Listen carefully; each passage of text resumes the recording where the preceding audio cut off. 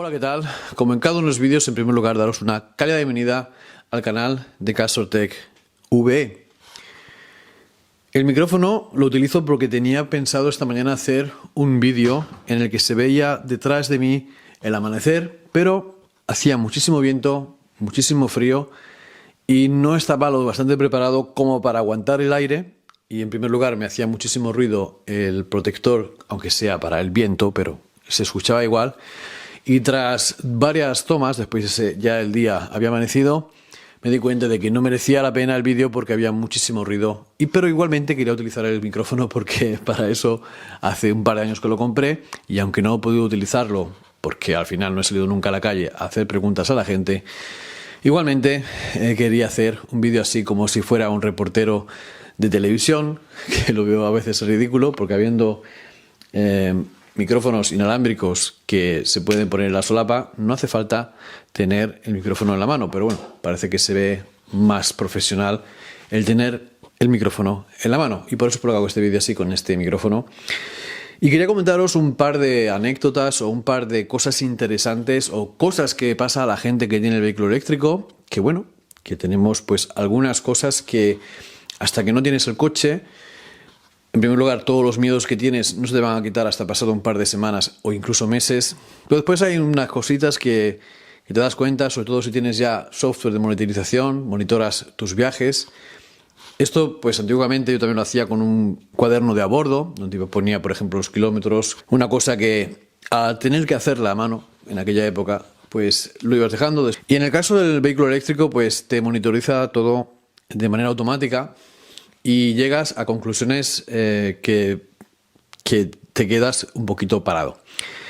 Por eso quería hablaros un poquito sobre estos datos que para mí son bastante interesantes y que no te das cuenta de todo este número de cosas hasta que ya estás con el vehículo eléctrico. En primer lugar, deciros que el coche tiene al día de hoy algo más de un año y tenemos más de 45.000 kilómetros. En todo ese tiempo hemos tenido el coche unas 27 actualizaciones de software e incluso sin haber tenido la última actualización, que ha sido sobre todo para los Teslas que se vendieron después de agosto de 2022, que venían sin los sensores delanteros y traseros, es decir, que no han tenido asistente de aparcamiento hasta hace una semana. La gente que ha recogido el coche naturalmente la semana pasada o hace un mes, pues han estado un mes este año 2023 sin, por así decirlo, dos, sin el parking, sin asistente de aparcamiento, pero la gente que lo compra a partir de ahora, ¿vale? Pues tiene este ya solucionado. Me imagino que incluso vendrá ya actualizado a estos nuevos sistemas. El coche, cuando nosotros lo cogimos, tenía la versión última, porque es una de las cosas que hacen antes de la entrega, actualizar el coche al último software. Y en nuestro caso, pues 27 veces hemos actualizado el coche desde marzo de 2022. Deciros que en los últimos meses hemos tenido bastante menos actualizaciones, sobre todo desde que salieron estos nuevos coches sin los sensores de delanteros y traseros. La mayoría de los software updates que han venido vienen enfocados un poquito a ese Tesla Vision. En todo este tiempo hemos hecho 5.267 aparcamientos, es decir, el coche ha estado en la calle parado después de movimientos, después de utilización, ya sea porque has entrado y has salido del coche. Bueno, que hayas puesto la P de aparcamiento, han sido 5.267 veces. El coche ha parado a dormir, es decir, que se ha desconectado de internet y ha desconectado todos sus sistemas durante un largo periodo de tiempo. Lo ha hecho en este periodo unas 1.569 veces, o sea, 1.569 veces en el que el coche no ha estado online.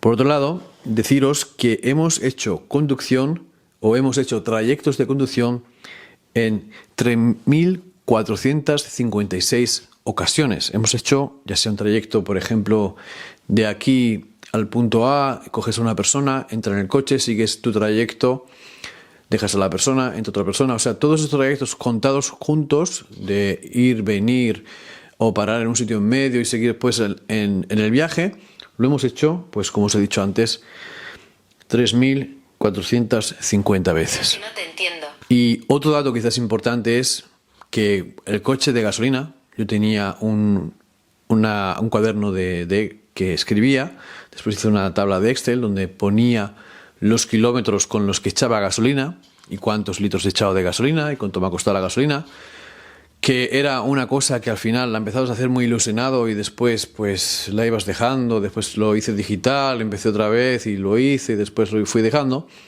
Y en los coches eléctricos pues tenemos la gran ventaja, aunque muchos dirán que esto no es una ventaja porque estás todo el rato monitorizado y estás siempre online, te tienen controlado. Te tienen tan controlado como con tu cuenta de email en el teléfono, como con tu cuenta de Google, tu cuenta de iCloud, tu cuenta de lo que tú tengas en el móvil.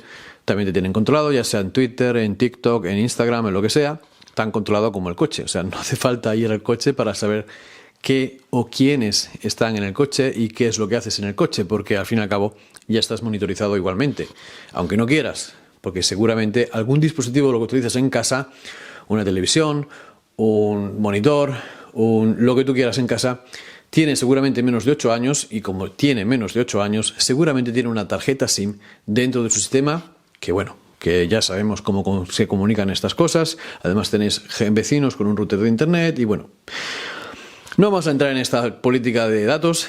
Y lo bueno que tiene es que te dice el coche cuántas veces has hecho cada cosa y queda monitorizado, que es muy importante para también tener la curiosidad de saber qué es lo que he hecho con el coche, dónde estaba aparcado, cuánto me costaba la carga allí, cuánto me costaba la carga en el otro lado, porque te queda todo grabado en tu sistema de monitorización.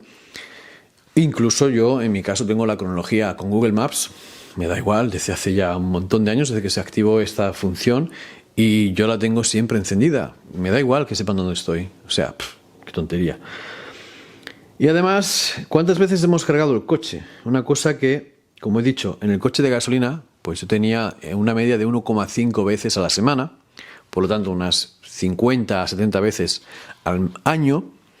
Y con el coche eléctrico hemos puesto a cargar el coche. La verdad es que hice el fallo del inicio al principio, hacerme caso de todos estos canales de YouTube que te dicen siempre que tengas un sitio de carga gratis, carga. Eso lo hice durante un par de meses, aunque solamente me duró un mes en España, porque aquí en el país en el que yo resido no hay ni un cargador gratuito, ni uno, desde que tengo el coche.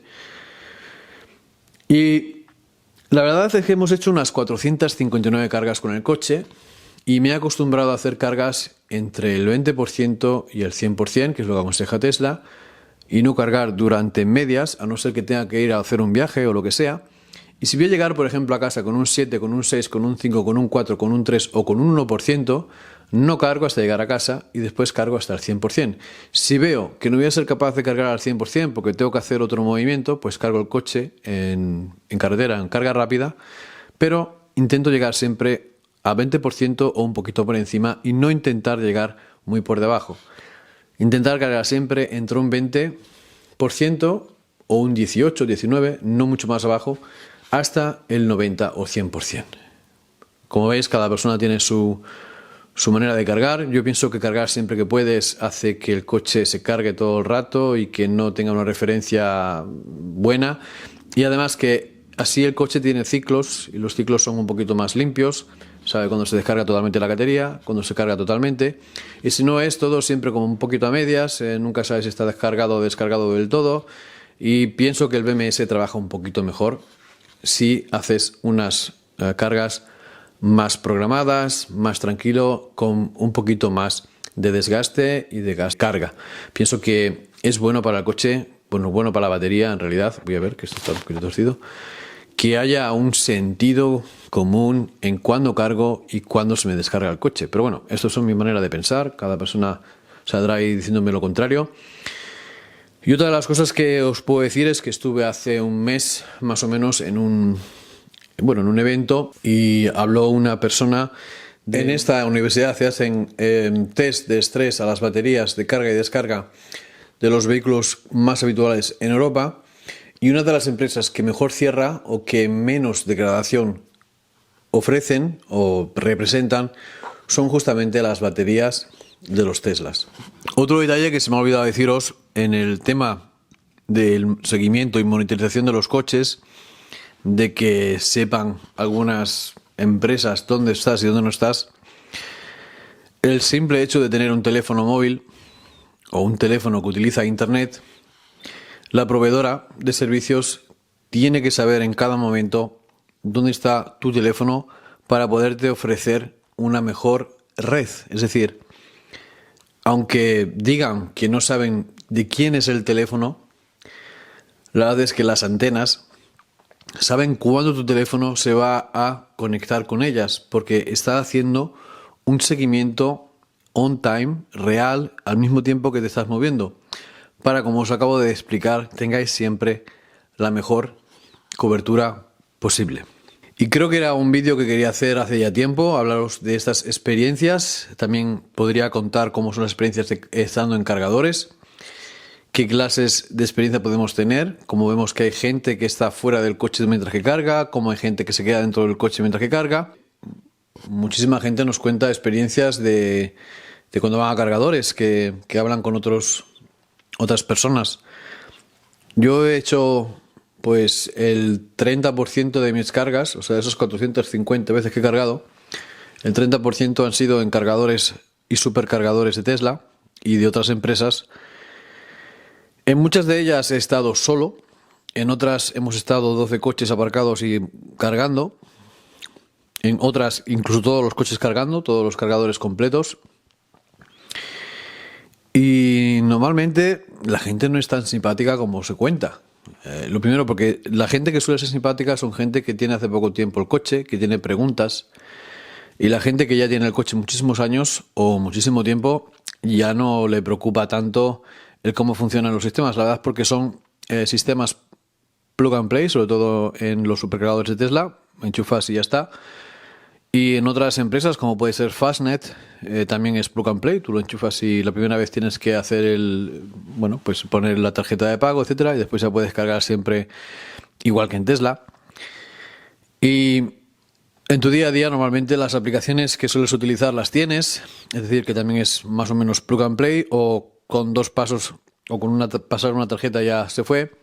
Pero es verdad que la gente que está iniciando en el coche eléctrico no tiene estas experiencias y, bueno, que al fin y al cabo pues se ponen quizás un poquito más nerviosos cuando no funciona el cargador o no son capaces de ponerlo en sistema.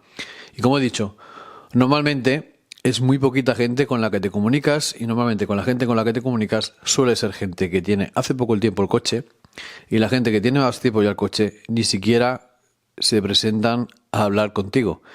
Es uno de los mitos que veo mucho en YouTube, que tienen unas experiencias abismales. Yo debe ser que estoy en un país en que la gente es muy antipática, bueno, de todas maneras es famosa por ello, pero es que incluso en España tampoco he visto a nadie que salga a saludarte, ni a decirte hola, ni preguntarte nada sobre el coche. O sea, bastante frío y cada uno a lo suyo. Y nada, este es el vídeo que quería hacer hoy. Espero que os haya gustado el vídeo, hablando un poco sobre estas curiosidades. Si queréis más experiencias que me hayan pasado con el coche eléctrico, pues ponérmelo en los comentarios. Y espero que os haya gustado el vídeo.